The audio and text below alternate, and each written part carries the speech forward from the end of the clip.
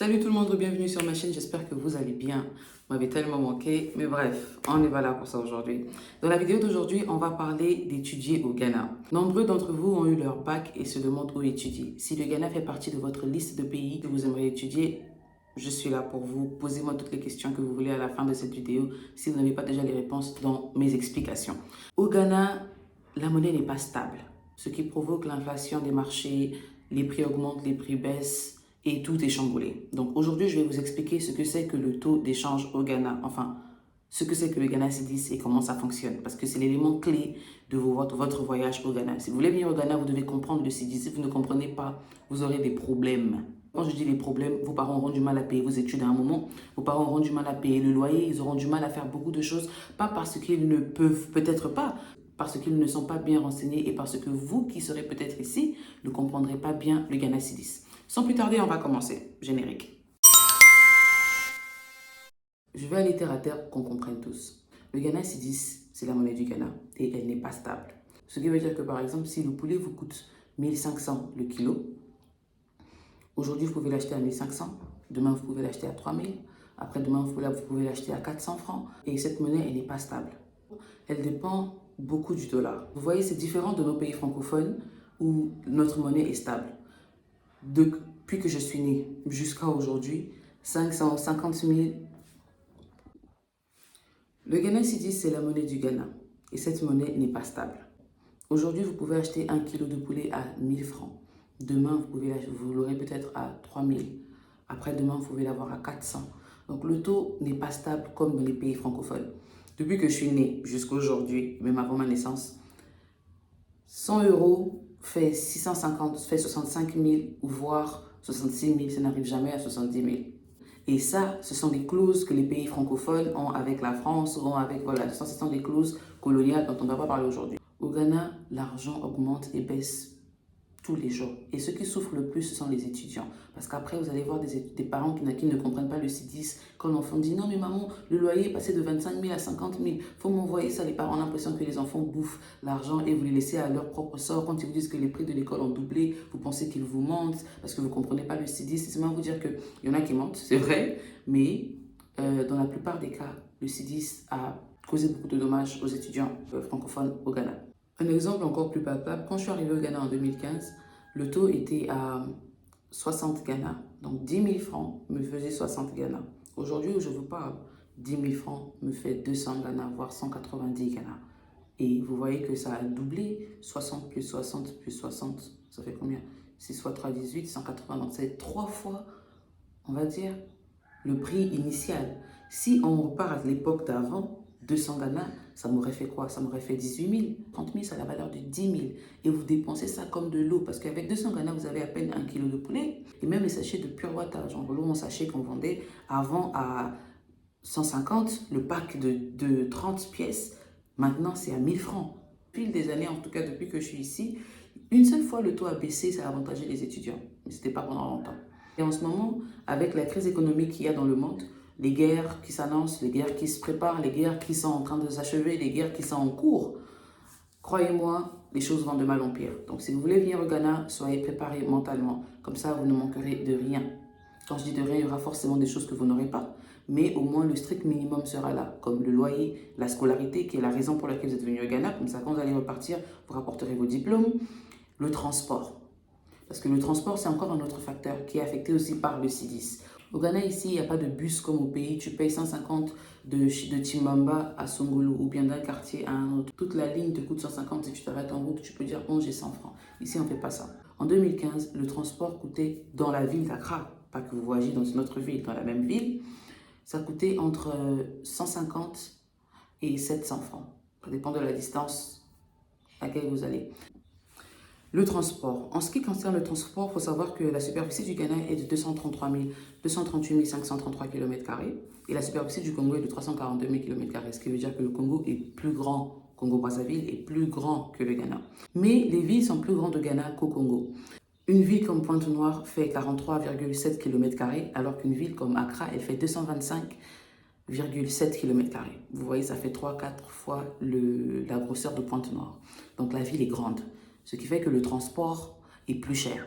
Donc, il n'y a pas de ligne fixe au Ghana. Il n'y a pas genre 150 d'un bout à l'autre et vous arrêtez en route, vous payez 100 francs. Non. Ici, le bus, transport en commun, est entre 150 francs et 1400. On va mettre ça comme ça parce que le taux change. Ça dépend de la distance. Maintenant, comme vous êtes étudiant, vous allez devoir trouver votre logement proche de votre école pour ne pas avoir à dépenser beaucoup dans le transport. C'est très malin, il faut le faire comme ça. Ça ne sert à rien d'habiter au WARF ou d'habiter à une extrémité et ton école se trouve à l'autre parce que tu vas dépenser dans le transport et souvent tu ne seras même pas motivé d'aller à l'école parce que tes parents ne sont pas là pour te réveiller le matin et tout. Donc, bien que tu saches pourquoi tu es au Ghana, c'est ta première expérience, donc il vaut mieux ne pas prendre une maison loin de ton école. Tu risques de ne pas aller à l'école tout le temps parce que le programme est très léger en première année quand tu apprends la langue au Ghana. La maison, le logement. Les maisons à Accra se payent par année. Soit 1 an, soit 2 ans, soit 1 an et demi, enfin d'1 an à 1 an et demi maximum, 2 ans, voire 2 ans et demi. Mais 2 ans et demi, c'est pas commun. Et les prix basiques varient entre 25 000 et 150 000. On va exagérer un peu, 150 000. Je vais expliquer pourquoi. Avec 25 000, qu'est-ce que vous avez? Regardez cette photo à côté. Vous avez une maison comme ça. C'est une chambre, c'est chambre, salon, douche, cuisine. Avec 25 000, vous avez une chambre, salon, douche, cuisine, ça dépend du quartier. Vous avez aussi une chambre avec une cuisine incorporée et une douche. Donc voilà ce que vous pouvez avoir à ces prix-là. Et les quartiers, c'est des quartiers un peu populaires. Maintenant, après, les prix varient, comme vous savez, par rapport au quartier. Dans les quartiers plus chers, genre par exemple la zone dans laquelle je vis, East Legon, ça vous coûte entre 90 000 et 150 000 et on monte. Pourquoi? Parce qu'il y a des maisons qui sont meublées et les maisons d'avant ne sont pas meublées. Hein. Des maisons qui sont meublées, l'environnement est serein. Vous pouvez tomber sur une célébrité, enfin c'est un quartier, vous voyez quoi, huppé, tout le monde est là. Enfin quand je dis tout le monde, les vrais gens sont là. Là-bas, ce sont des vrais gens. Je ne dis pas que ce n'est pas des vrais gens, mais juste pour vous dire que vous pouvez tomber sur des gens qui ont ça. Des gens qui ont réussi dans ça. Des gens qui ont su comment multiplier leur intelligence et avoir ça. Yeah. Quand vous quittez un pays francophone pour étudier au Ghana, vous devez impérativement passer 1 an de langue. Et à la fin de ces 1 an, vous allez passer un examen qui s'appelle le Proficiency. Ce n'est pas obligatoire, ce n'est pas demandé dans toutes les universités. Mais il faut quand même que vous ayez cet examen. Et si vous envisagez de continuer vos études à l'étranger, mais vous voulez passer par le Ghana pour la langue, vous devez passer un examen qu'on appelle le TOEFL. Ça va vous aider plus tard dans vos études. Je ferai une autre vidéo pour vous expliquer ce que c'est que le TOEFL et le Proficiency. L'école de langue coûte entre 250 000 et 500 000. Ça sont les écoles basiques. Vous avez Eagle Vision, vous avez Ella, vous avez plein d'écoles. Je vais vous mettre au moins 5 noms d'écoles, comme ça vous pouvez faire vos recherches et tout. Même quand vous irez, si vous prenez votre visa au Congo, à l'ambassade du Ghana au Congo qui est à Brazzaville, vous aurez une liste qu'ils vont vous proposer. Prenons le cas d'une école comme Ella. Ella, la scolarité annuelle vous coûte, disons, entre 250 000 et 500 000. Vous avez 3 termes, 3 mois, 3 mois, 3 mois, ce qui fait 9 mois. Après, si vous voulez des cours accélérés, vous pouvez les faire en 6 mois. Mais je vous conseille de prendre les 9 mois. Pourquoi? Parce que les 9 mois, c'est vrai que vous n'aurez pas cours tous les jours ou bien vous n'aurez pas cours du matin au soir. Les moments libres que vous aurez vont vous permettre d'interagir avec les Ghanéens, avec les anglophones et ça va vous aider à pratiquer votre anglais. Un point très important, quand vous venez au Ghana pour étudier, sachez que vos parents vous ont envoyé ici pour apprendre l'anglais, pas pour venir vous mélanger avec les francophones et parler français à longueur de journée. Ça va ralentir votre processus d'apprentissage. Ici au Ghana, aujourd'hui je vous parle, il y a des Gabonais qui ont fait 15 ans ici, ça ne savent pas parler anglais. Il y a des Congolais qui ont fait 7 ans ici, ça ne savent pas parler anglais. Je ne pointe pas une nationalité en particulier, mais je prends un exemple pour vous dire que des francophones arrivent ici et ont du mal à parler anglais parce que bien qu'ils aillent dans les écoles anglophones, ils sont entourés de francophones à 100%. Ils fréquentent des bars francophones, ils mangent dans les restaurants francophones, ils interagissent majoritairement avec des francophones. Quoi de mieux que de parler la langue qu'on parle d'habitude? Donc, ça les ralentit un peu dans l'apprentissage de la langue. Donc, sachez pourquoi vous êtes là et restons concentrés. Voilà. Donc, pour revenir sur l'école et là, quand vous payez la scolarité, vous devez payer les livres. Les livres, c'est un livre. Vous avez des livres, vous avez un CD, vous avez des livres dont vous avez besoin. Ça peut vous coûter peut-être maximum 25 000, 30 000, voire 40 000. Et puis, c'est tout. Après, vous avez vos fournitures scolaires. Prenez vos fournitures au pays parce que vous aurez les meilleurs cahiers, les meilleurs trucs, stylos et tout au pays. Ici, c'est du n'importe quoi. Enfin, mon point de vue, j'aime pas les stylos d'ici parce que je suis habituée à Schneider. Vous voyez, même là, j'ai Schneider. Donc, c'est Schneider ou c'est quoi? Non, c'est Staedtler, allemand. Bref, ces stylos-là, c'est la qualité. Donc, prenez vos fournitures au pays avant de venir. Le sac, après, vous pouvez l'acheter ici, sac à dos, etc. Vos accessoires, vos bijoux, vous voyez, ça, c'est au Ghana. Et c'est pas trop cher. Entre parenthèses, si vous voulez acheter des habits pour que vous allez porter à l'école, venez acheter ça au Ghana. C'est moins cher qu'au pays et vous avez une grande variété. Il y a les Sola, Mutuki, il y a les vrais vêtements dans les boutiques prêts à porter qui coûtent moins cher, comme Mr. Price, Jet, je crois que Jet a fermé maintenant, comme LC Wakiki, je vais vous mettre à côté, vous verrez. Donc, ce sont de très bonnes marques que vous pouvez porter et qui sont propres et présentables et pas chères. Donc, voilà, pour la rentrée. Maintenant, un truc très important, j'oubliais le plus important, le visa. Quand vous voulez avoir votre visa, il y a deux possibilités. Soit vous prenez l'avion, vous allez au Bénin. Bénin, vous traversez la frontière pour arriver au Togo. Et à la frontière du Togo-Ghana, qui est à Flao, vous prenez un visa pour venir au Ghana. Le prix reste le même, je crois que c'est 160 $ le visa étudiant. Encore, vous pouvez le prendre simplement à l'ambassade du Ghana dans votre pays. Et ça va vous revenir encore moins cher. Pourquoi? Ça va vous revenir moins cher et ça sera plus facile parce que l'ambassade va vous aider à avoir l'admission de l'école. Quand vous voulez apply, quand vous voulez passer un visa, quand vous voulez vous présenter pour un visa et les documents à fournir, votre date de naissance, votre bac, etc., etc. Je vous mettrai ça en barre de description.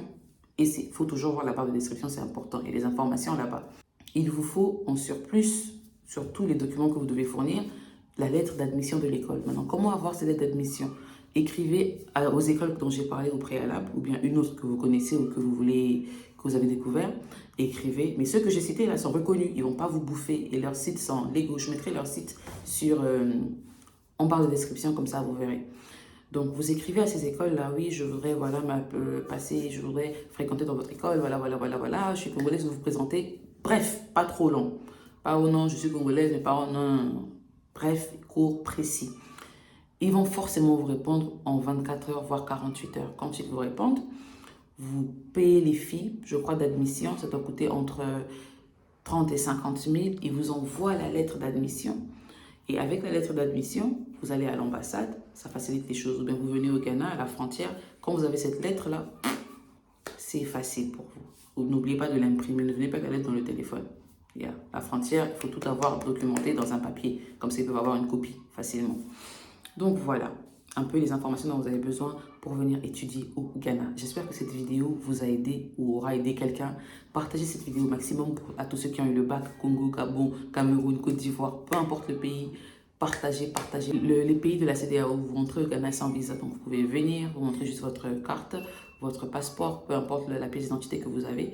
Vous passez tranquillement. Quand vous rentrez au Ghana, vous pouvez vous inscrire, vous pouvez maintenant apply, vous pouvez maintenant vous lancer dans la procédure pour obtenir un visa étudiant et continuer votre vie. Donc voilà, j'espère que vous avez aimé cette vidéo. Cette vidéo a été un plus pour vous et les vôtres. Abonnez-vous, laissez un pouce bleu et on se voit la prochaine fois pour une nouvelle vidéo. Maintenant, si vous voulez que je fasse une vidéo sur le Canada, sur la France, sur la Russie, sur quel pays encore? L'Afrique du Sud. Laissez-moi un commentaire, comme ça je vais le faire parce que j'ai des amis qui sont. Je vais vous rassembler les données et venir vous servir ça sur un plat. J'espère que vous avez aimé. Je vous envoie plein de bisous. Ciao. Et aussi, j'oubliais, pour ceux qui sont en France et qui veulent venir étudier au Ghana, je vais faire, ceux qui sont en Europe qui veulent venir étudier au Ghana, je vais faire une autre vidéo pour vous parce que cette vidéo, c'est un peu plus avec les réalités africaines. Donc, voilà. Parce qu'ici au Ghana, il y a des écoles où, quand vous fréquentez là-bas, vous allez rencontrer le fils de Bill Gates. Peut-être. En tout cas, quelqu'un qui le connaît. Vous voyez, non? C'est la partie là. Bref, bye. Laissez un pouce bleu.